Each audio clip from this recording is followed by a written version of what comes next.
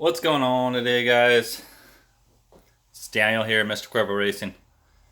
Today we are looking at a bike that's about 4 years old on the build and came in with a blown head gasket. So, the customer was stating that it's pushing water out of the overflow hose. There is not an overflow bottle on this bike, so it's just spraying it out onto the ground. And he's saying it's losing water. So, um, actually, actually know the bike from when it was originally built, and we're a little ways down the road now, and it came in, and so I know the history on it. A couple owners it's gone through since then, but I'm going to show you what's going on with the bike, or with the head, what the failure was. So here's a bike. It's a 2007 700. This stock bottom end. It's still running from '07. It is to the point now where it does need to be rebuilt, but this one got a pretty good life. It's still running in the condition, like it still could run technically, but it definitely is due for rebuild, and that rod's in pretty rough shape. But coming over to the head, I'm going to show you head gasket. So the head gasket's all scorched. You can see the rubber peeling off it. Come on. See the rubber peeling off of it, and you can see these dark areas where compression has been pushing past that portion of the gasket. So backside looks a lot worse than this side, but you can see a lot of deterioration of that rubber due to hot compression gases getting past there. So I'll show you what exactly happened. So here's cylinder head. I put some blue dicum,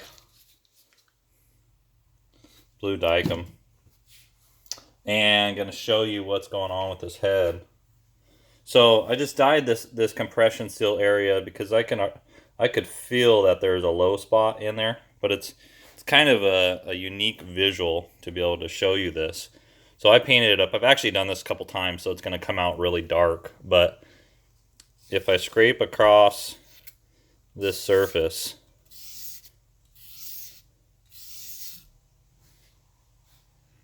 you see what's left is showing where the low spots are. And I'm just scraping it with a razor blade. They're fairly flat, and it's not the perfect way to measure something, but this shows a quick explanation of why it's pushing. Compression is through this whole area where this combustion seam is, or combustion ridge is on the gasket, is all compressed in on the head.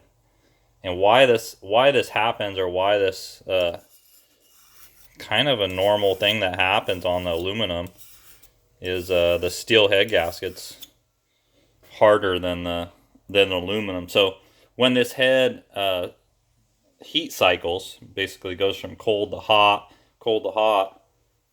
this gasket and this head are working against each other, and there's a bit of movement of that head, and it's kind of sliding back and forth, and basically it etches a hole in the cylinder head.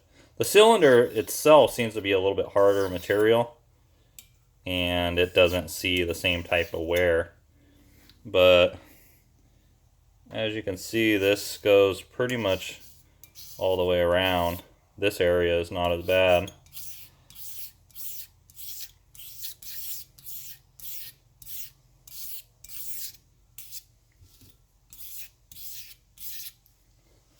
So normal spot, these will blow. On the stock gaskets are extremely good gaskets. Best gasket you're going to get for stock bore.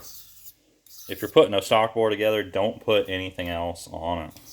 Don't use any of the aftermarket gaskets. You can use the SCE gasket in like a boosted application.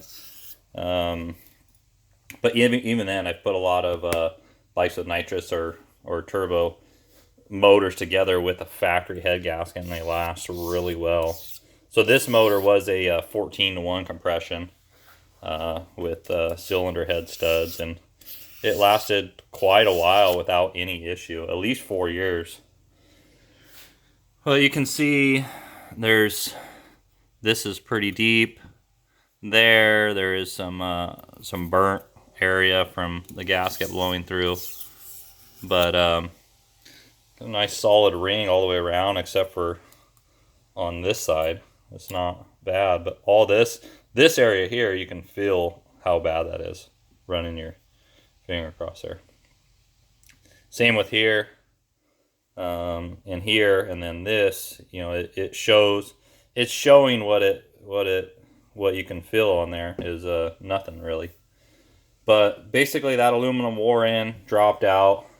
Head gasket lost pressure on it, on that sealing area, the combustion ring, and it blew the head gasket. So this head needs to be resurfaced, clean that up, get nice flat and fresh on there, and we can put that back together. So something to keep in mind is these components do wear against each other. That is something that does happen, and just once you clean the cylinder heads, look for some etching in that ridge area.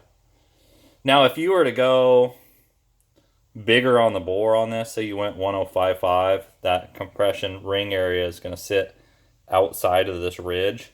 So maybe you'll get away with it, but something this bad where you can feel the difference in that height needs to get machined to do it properly. So just something to show you guys we're running across, and unique to show in this situation, because you can really